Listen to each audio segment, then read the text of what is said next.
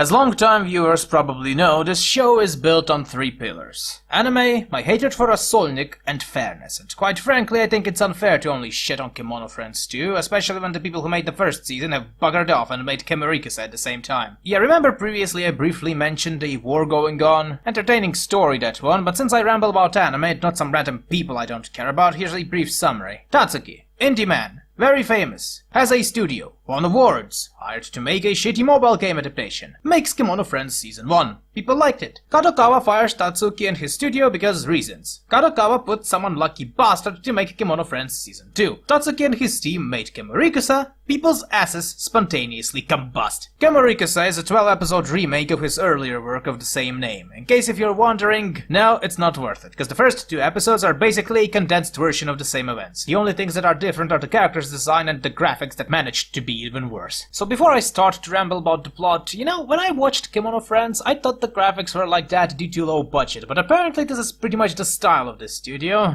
Can't complain really, with my videos being basically slideshows, but yes, if you're spoiled by modern cartoon graphics or heaven forbid western 3D animation, then you've probably already ran for the hills, because the graphics in this anime is shit. Not Berserk levels of shit, because that was animated by a herd of Japanese macaques, more like Arpeggio of Blue Steel. Shit, but tolerable, and you'll probably get used to it in 2-4 episodes anyway. The music is pretty much the same, love it or hate it, no memorable tracks outside of opening and ending. And now, the plot. God knows where there's an area surrounded by a dangerous red mist. Humans residing in that region live on separated islands and fight red bugs that are bad and want to kill humans. One day when they found a rare water source, that water source shut out some new weird human that they reasonably tried to murder. Failing that, the newcomer saves one of them and then they all go on a journey. Allegedly to find more water, effectively for shits and giggles. So far, so simple. In fact, boiled to basics, this is pretty much a repeat of Kemono Friends, only with a more diverse cast of characters, but it's not the worst.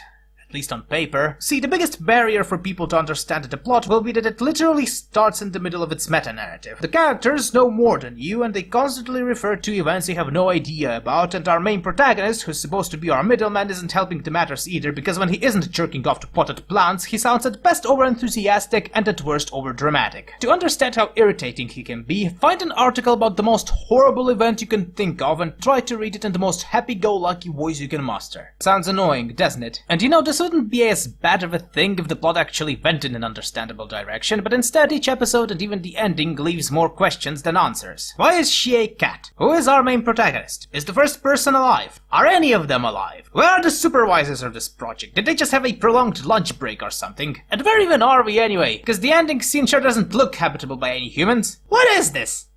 What? And that's pretty much it. What and a dramatic pause perfectly sums up my overall feelings towards the show, but in the end of the day, confusing doesn't mean bad, and I can perfectly see people liking this anime purely because it's so weird, and this is probably the target audience for this sort of show. People who like strange anime about sort of post-apocalyptic adventures Girls Lost Tour style. To the rest of you, it's made with care, sure, but otherwise it's a mediocre 3D anime with no redeeming qualities outside of cute girls. But I already hear you asking, so which one of these two is better? And to that I say, neither, because you're forcing me to choose between something that has polish but lacks a soul and something that has a soul but lacks everything else. Of course, most of you will probably say that the latter is always more enjoyable, but my standards aren't so low to praise any run-of-the-mill indie shit that comes my way. They're both mediocre. Both world building is insulting, albeit for different reasons. Both characters and the plot in a general sense are forgettable, albeit for different reasons, and I'll probably forget all about them 2 weeks after this all, and so will most of you outside of die-hard fans, but that's just tribalism in a nutshell. Cults of personalities are always like that. They all usually last until either your first fuck-up or until you die, after which those who happily praised you will start to just as happily deface you from everything they can find. And I don't know about you, but I will happily wait the next 3-4 years, after which the best thing people will remember about it is sucking dicks and scandals. Now that I think about it, that's basically Ilona Staller's biography.